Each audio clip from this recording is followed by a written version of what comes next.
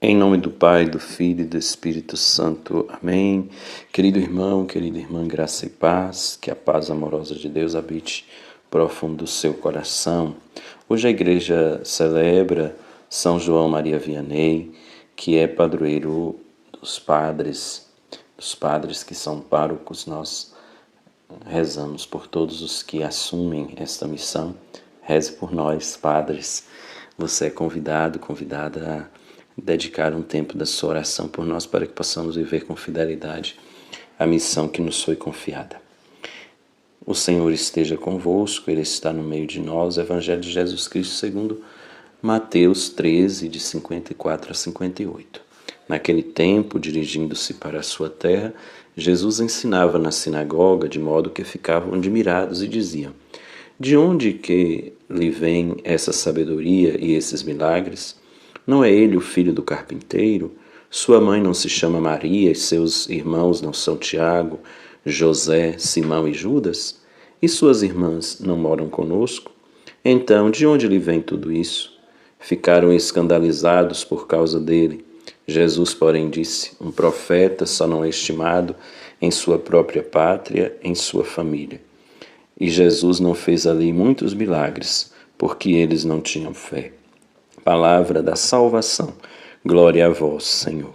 Três elementos presentes nesse evangelho que nós acabamos de ouvir, que eu gostaria de chamar a atenção nessa reflexão.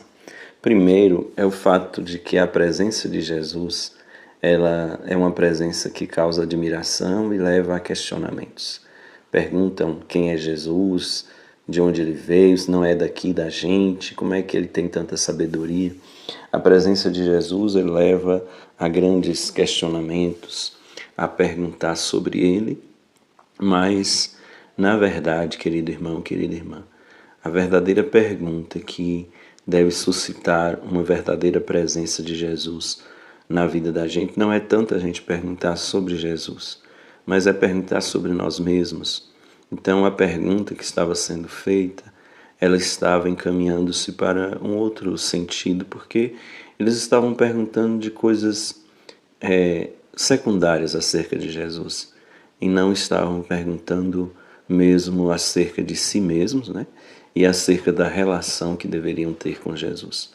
A relação com Jesus deve levar, sobretudo, a um questionamento acerca da nossa própria vida, do modo como nós estamos nos relacionando com Deus, do modo como nós estamos buscando compreender a ação de Deus em nossas vidas e, por isso, uma pergunta acerca de quem somos nós, como nós estamos, qual disposição nós temos de mudar, de tornar a nossa vida melhor.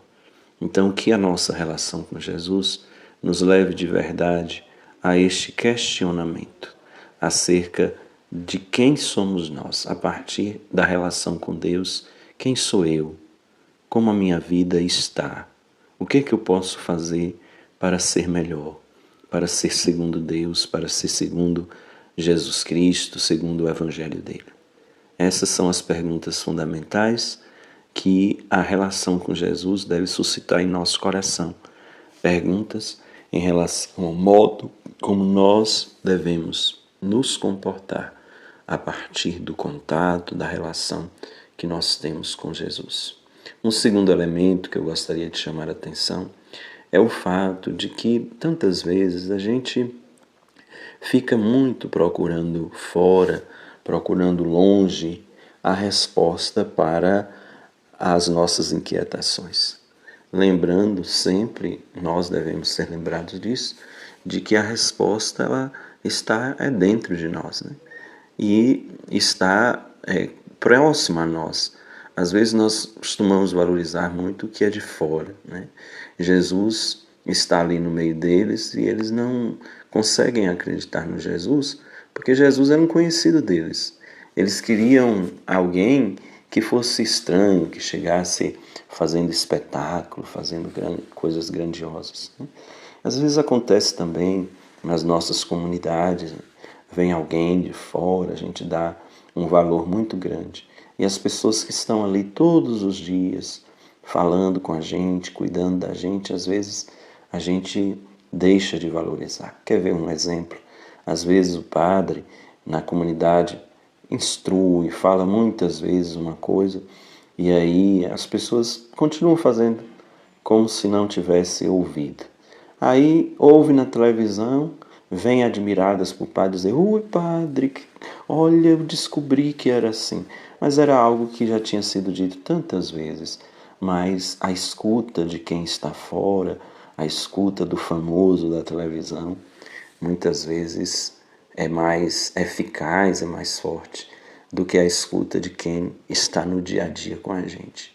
Então nós precisamos aprender a valorizar mais quem está com a gente, quem come feijão e arroz com a gente no dia a dia, quem sofre as mesmas dores e angústias da gente, quem passa pelas mesmas alegrias que a gente passa, quem vive a realidade que a gente vive. E nós precisamos fazer isso com mais vigor, porque às vezes a gente pode perder a oportunidade de experimentar pérolas preciosas que convivem com a gente, porque a gente fica muito focado naquilo que é de fora, no famoso da televisão, no padre da televisão, no pregador da televisão, e esquece muitas vezes daquele irmão nosso, ministro extraordinário da palavra, da Eucaristia, catequista, que está aí na comunidade todos os dias, fazendo o Evangelho ir à frente, chegar às casas, aos corações, e que a gente pode valorizar pouco. Então, não vamos ser como o povo da terra de Jesus, que estranhou Jesus, que questionou quem era ele e por isso não o acolheu, porque ele era um deles. Que acolhamos as pessoas que estão próximas a nós e que valorizemos os dons que os nossos irmãos e irmãs próximos a nós, vizinhos, amigos, parentes, têm e colocam sempre a serviço da gente. E por fim, o fato de que o Evangelho diz que ali Jesus não pôde fazer muitos milagres porque eles não tinham fé, eles não acreditaram, porque se fecharam, não estavam dispostos a acolher um que estava com eles como alguém que podia dar muito a eles. E por isso fecharam o coração e não experimentaram os milagres. Então é preciso abrir o coração, é preciso a abertura das nossas vidas para a ação de Deus poder acontecer. Ele pode fazer grandes milagres, mas Ele, o nosso Deus, como eu gosto sempre de ressaltar, é um Deus que respeita a nossa liberdade. Ele não viola a nossa liberdade, mas Ele respeita a liberdade de cada um de nós. Por isso, Ele deseja fazer o bem maior em nós, mas Ele respeita o nosso sim ou o nosso não, a nossa abertura ou o nosso fechamento. E o milagre dele é poderoso, mas ele só acontece quando nós permitimos que isso aconteça, porque o nosso Deus é o Deus que nos deu a liberdade e que respeita este dom que foi dado a cada um de nós por Ele mesmo. Então que nós nos abramos à sua graça e o acolhamos como Ele é, na sua simplicidade, na grandeza do seu amor por nós, que se revela simples no cotidiano das nossas vidas. Que a bênção de Deus venha generosa sobre cada um de nós, Pai, Filho e Espírito Santo. Amém. E uma pergunta fica: como é que você está na relação com Deus? Tem valorizado também os irmãos que trabalham junto a você, na comunidade, no seu serviço e que são presença de Deus, ou ficam muitas vezes atrás de celebridades?